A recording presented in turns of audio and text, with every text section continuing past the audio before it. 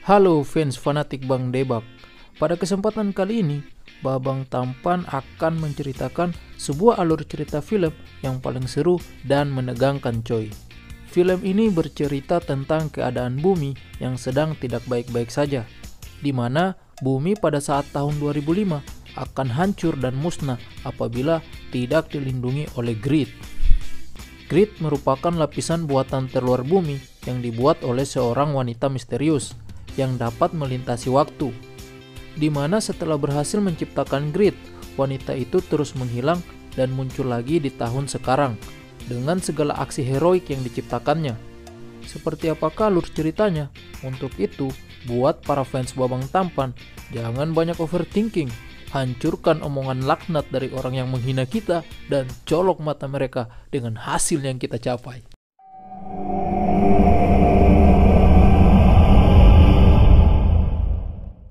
Film dimulai dengan memperlihatkan kondisi para pekerja di sebuah pabrik elektronik. Dan bersamaan dengan itu, seluruh media informasi mengabarkan bahwa bumi sedang mengalami serangan radiasi matahari. Dan rumornya, paparan radiasi itu dapat membuat seluruh teknologi dan elektronik tidak berfungsi coy. Dan parahnya, paparan radiasi itu akan membuat seperempat makhluk hidup di bumi akan musnah.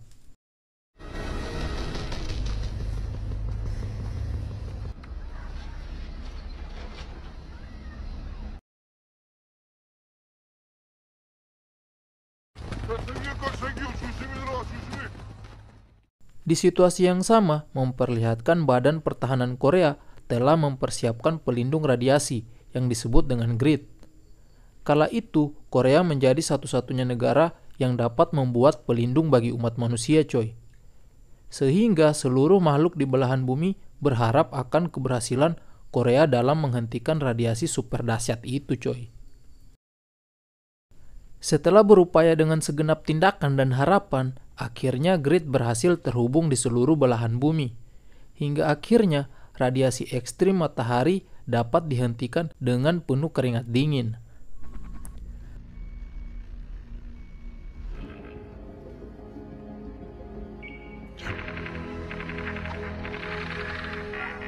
기자님, 성공입니다.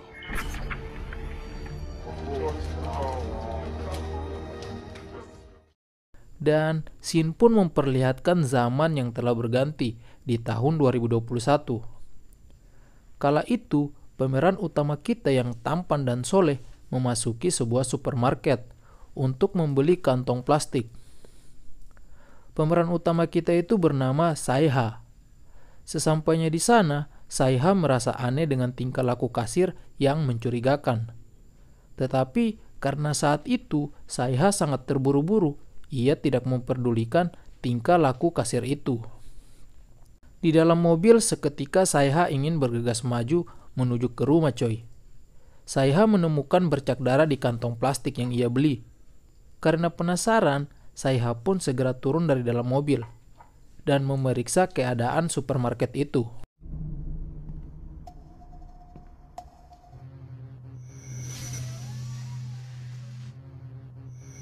Setelah berabad-abad lamanya berkeliling menelusuri supermarket, akhirnya Saiha menemukan hal yang ganjal. Dan ternyata itu adalah sesosok manusia yang tidak lagi bernyawa, dengan keadaan yang sangat tragis coy. Mengetahui situasi yang tidak terduga itu, Saiha pun segera menelpon pasukan Sambo dan antek-anteknya untuk menyelidiki kasus pembunuhan yang terjadi coy.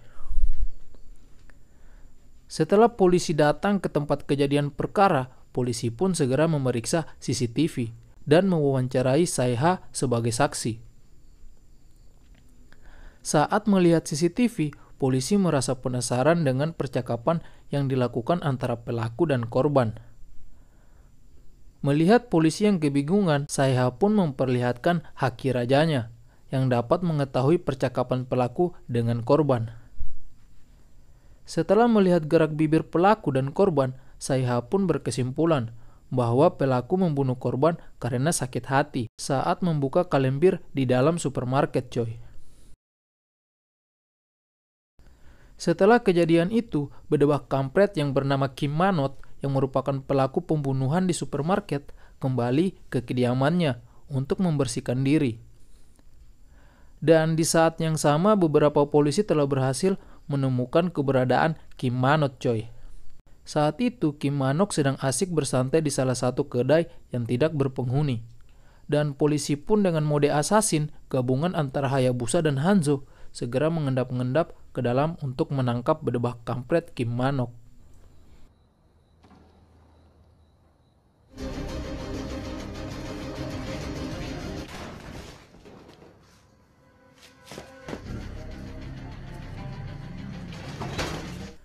Setelah polisi menciduknya, Kim Manok yang panik segera berlari keluar jendela. Dan dengan refleks tingkat dewa, dia mencoba untuk memanjat dinding. Namun saat itu, polisi cantik bernama Jung Saibok mencoba menghentikannya. Di tengah-tengah kepanikan, tiba-tiba seutas tali jatuh dari atas gedung. Dan melihat kesempatan emas itu, penjahat bedebah kampret itu pun segera memanjat dinding dengan tali yang telah jatuh itu, coy. Tidak mau membiarkan penjahat bedebah kampret itu lolos, polisi cantik kita Jun Saibok pun berusaha membuntutinya dengan ikut memanjat tali. Namun sialnya, ketika para polisi berhasil mengejar Kim Manok ke atap, Kim Manok malah berhasil mengelabui para polisi dan kembali turun ke lantai bawah untuk melarikan diri, coy. Saat bedebah kampret itu bersembunyi di bawah mobil, Jun Saibok berhasil menemukannya. Namun sialnya, tiba-tiba muncul sesosok wanita hantu yang mendorong polisi cantik kita hingga terjatuh. Melihat kesempatan itu, tanpa banyak cincong, Kim Manok pun segera berlari meninggalkan Jun Saibok. Hingga pada akhirnya, polisi cantik dan hantu cantik adu mekanik, coy. Namun belum sempat untuk menangkap hantu cantik, Jun Saibok kehilangan hantu cantik di depan matanya.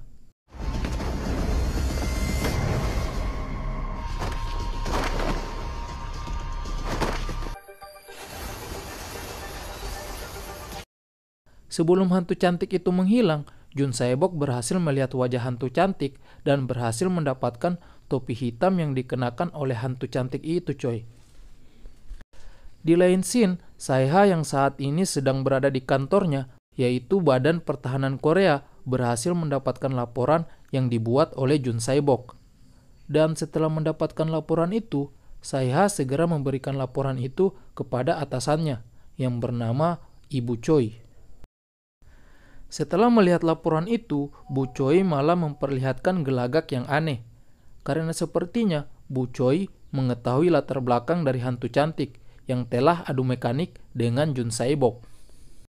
Mengetahui itu, Bu Choi dengan 3 asisten pribadinya pun segera menuju kantor polisi untuk mengambil alih kasus pembunuhan yang telah dilakukan oleh bedebah kampret Kim Manok, coy. 어딨죠? 아니 나는 뭔 놈의 관리국인지 모르겠고. 검색역 수사관 불러오시죠. 이거 왜 거요? 이걸 함부로 건드려? 아니 내가 누군지도 모르는 사람들한테요? 국가수 갔는데요?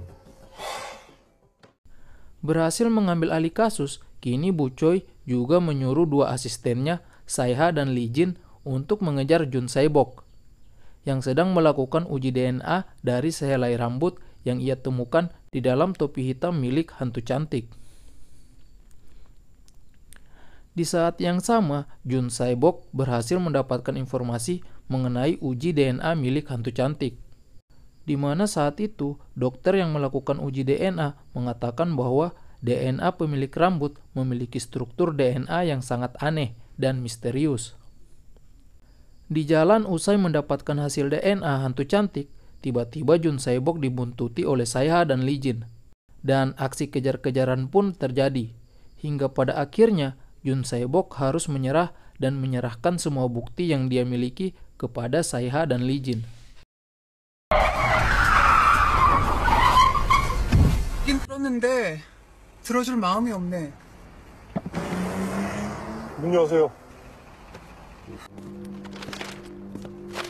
감사합니다.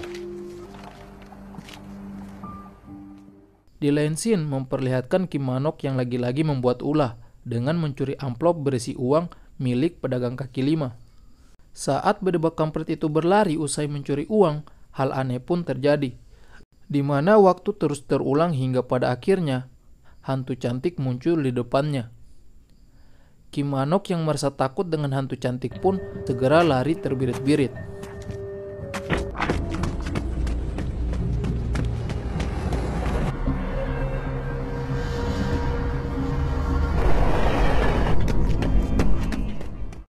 Di sisi lain, Saiha dan Lee Jin yang berhasil mengumpulkan bukti mengenai hantu cantik segera menyerahkan kepada Ibu Choi. Namun anehnya, setelah menerima bukti itu, Bu Choi menyuruh anak buahnya untuk menghentikan penyelidikan dan segera menuju ke ruang informasi untuk menyimpan bukti-bukti milik hantu cantik.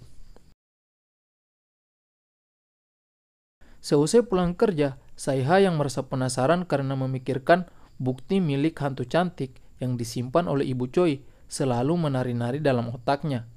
Dan dengan segera menyadap CCTV di ruang informasi milik Badan Pertahanan. Setelah melihat-lihat keadaan di ruang informasi, Saiha pun berkeinginan untuk menyusup ke ruang informasi suatu saat nanti. Hingga pada akhirnya, karena rasa penasarannya belum terobati, Saiha mencoba untuk menyusup ke penginapan bedebah kampret Kim Manok. Dia berharap mendapatkan beberapa bukti tentang hantu cantik yang membuat Kim Manok bisa kabur. Saat sedang berkeliling dengan mode assassin mengendap-endap, muncul sesosok wanita secara tiba-tiba, sehingga membuat Saiha dan wanita itu baku hantam, coy.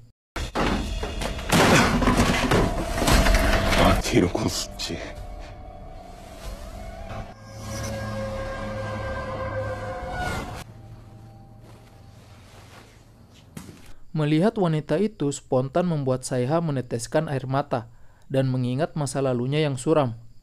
Namun tak tahan melihat air mata Saiha, wanita itu pun menunjukkan wujud aslinya, yang ternyata dia adalah polisi cantik Jun Saibok. Menyadari tujuan mereka yang sama, yaitu mengungkapkan identitas hantu cantik, mereka berdua pun mencoba untuk bekerja sama. Dan di saat yang sama, Shin pun memperlihatkan sosok hantu cantik yang selama ini dicari-cari oleh Saiha dan Jun Saibok. Saat itu hantu cantik masuk ke dalam sebuah restoran. Di sana dia memborong dan melahap berbagai macam aneka kue, mulai dari dodol, cucur, kue lapis, dan brownies, coy. Saat sedang asik melahap kue, tiba-tiba hantu cantik mendapat notif tentang berita operasi tangkap tangan tindakan korupsi yang dilakukan oleh pejabat Korea keesokan harinya. Dan setelah mengetahui notif dari masa depan, keesokan harinya hantu cantik segera menggagalkan aksi tangkap tangan itu dengan mengambil koper berisi uang yang sangat banyak, coy.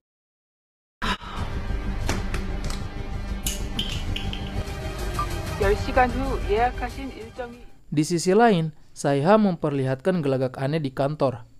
Dia masuk ke ruangan Ibu Choi untuk meminta maaf kepada Ibu Choi. Tidak hanya itu, Saiha juga memegang tangan Ibu Choi dengan erat, sehingga membuat Ibu Choi dan para pekerja lain terheran-heran. Usai kejadian itu, semua karyawan segera pulang, namun Saiha tetap berada di dalam ruangan, dan dia berkata kepada Ibu Choi dan rekan-rekannya ingin mengerjakan beberapa laporan yang belum terselesaikan. Saat Bu Choi di dalam lift ingin pulang, dia mendapati notifikasi bahwa seseorang memasuki ruangannya tanpa izin. Mengetahui itu, Bu Choi segera berlari ke ruangannya, dan ternyata dia mendapati Saiha yang sedang membersihkan ruangannya tanpa izin, coy.